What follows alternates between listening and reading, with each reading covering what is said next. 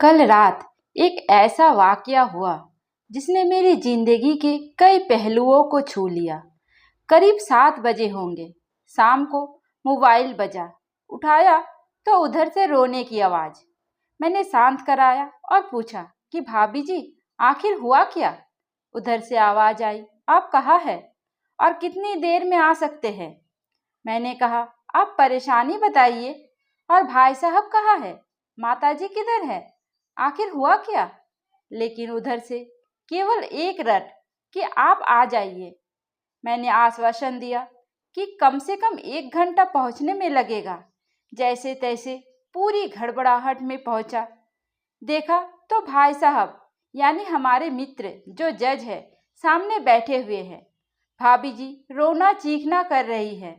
10 साल का बेटा भी परेशान है। 9 साल की बेटी भी कुछ नहीं कह पा रही है। मैंने भाई साहब जो जज है उनसे पूछा कि आखिर क्या बात है। भाई साहब कोई जवाब नहीं दे रहे थे। फिर भाभी जी ने कहा, ये देखिए तलाक के पेपर, ये कोर्ट से तैयार करा के लाए हैं, मुझे तलाक देना चाहते हैं। मैंने पूछा, ये कैसे हो सकता है, इतनी अच्छी फैमिली है, 2 बच्चे हैं, सब कुछ सॉलिड है। प्रथम दृष्टि में मुझे लगा ये मजाक है।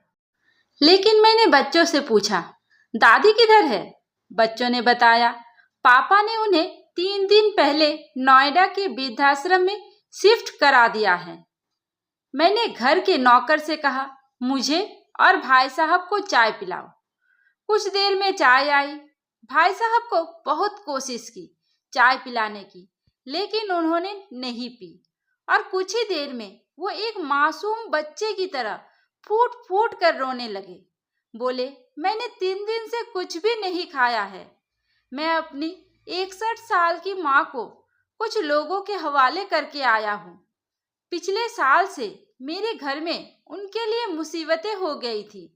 उनकी पत्नी यानी कि भाभी जी कसम खा ली कि मैं माँ जी का ध्यान नहीं रख सकती। ये तो उनसे बात भी नहीं करती थी और ना ही मेरे बच्चे बात करते थे। रोज मेरे कोर्ट से आने के बाद माँ रोती थी। नौकर तक भी अपनी मनमानी से व्यवहार करते थे। आज मैं जज हूँ, लोग बताते हैं। कभी दूसरों के घरों में काम करते हुए माँ मुझे कभी अकेला नहीं छोड़ती थी। उस माँ को मैं एक एज होम में शिफ्ट करा के आया हूँ।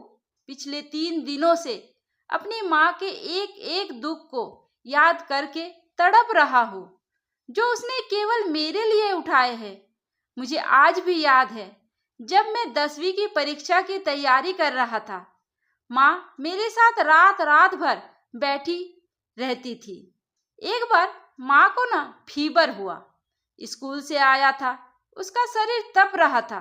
मैंने कहा, माँ तुझे फीवर है। हंसते हुए बोली, अभी खाना बना रही थी ना, इसलिए गर्म है।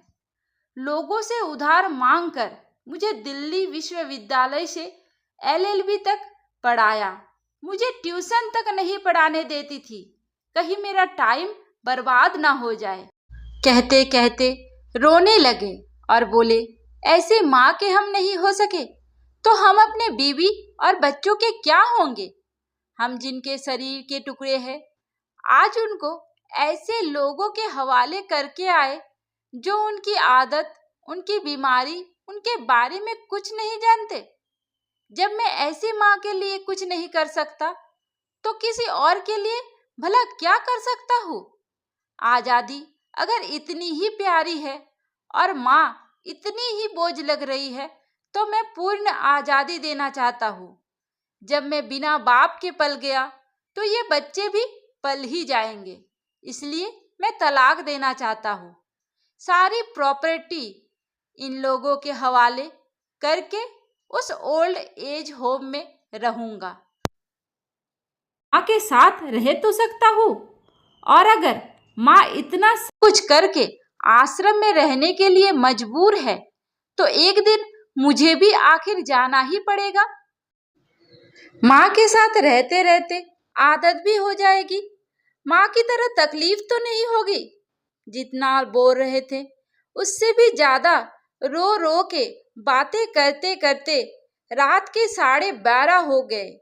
मैंने भाभी जी के चेहरे को देखा। उनके भाव भी प्रायश्चित और ग्लानि से भरे हुए थे। मैंने ड्राइवर से कहा, अभी हम लोग नोएडा जाएंगे। भाभी जी और हम सारे लोग नोएडा पहुंचे। बहुत ज्यादा रिक्वेस्ट करने पर गेट खुला। भाई साहब ने उस गेटकीपर के पैर पकड़ लिए। बोले, मेरी माँ है, मैं उनको लेने आया हूँ।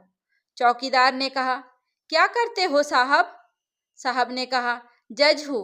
उस चौकीदार ने कहा, जहाँ सारे सबूत सामने हैं, तब तो अपनी माँ के साथ न्याय नहीं कर पाए, औरों के साथ क्या न्याय करते होंगे साहब?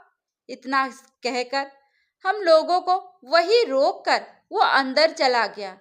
अंदर से एक महिला आई जो वार्डन थी।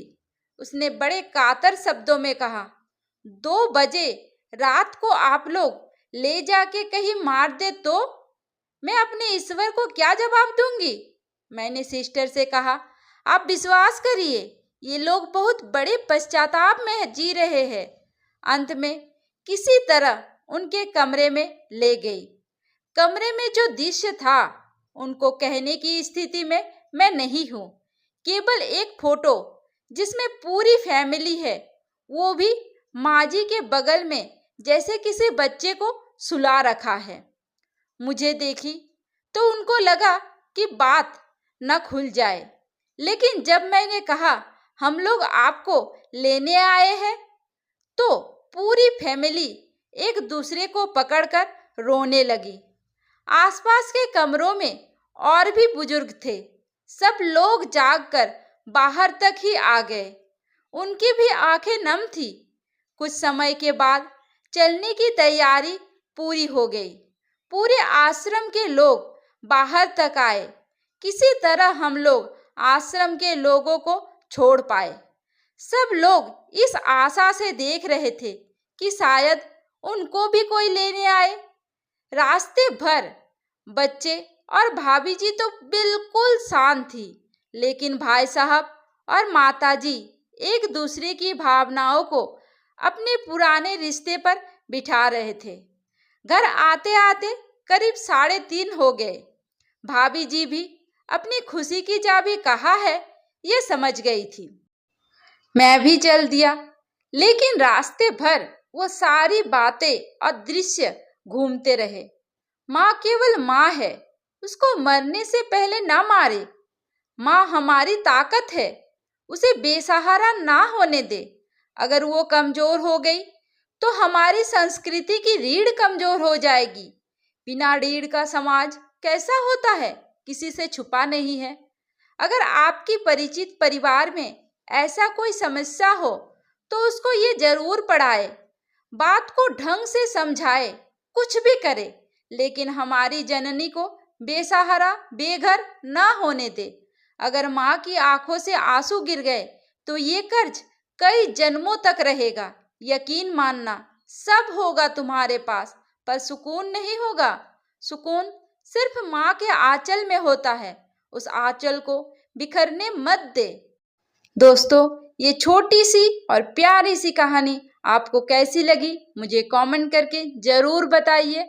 उम्मीद करती हूँ आपको हमारी कहानी पसंद आई होगी। कहानी पसंद आई है तो वीडियो को लाइक करें, चैनल पर नए हैं तो चैनल को सब्सक्राइब करें, और हाँ, नोटिफिकेशन बेल को जरूर दबाइए ताकि अगली अपडेट सबसे पहले आपको मिले। धन्यवाद।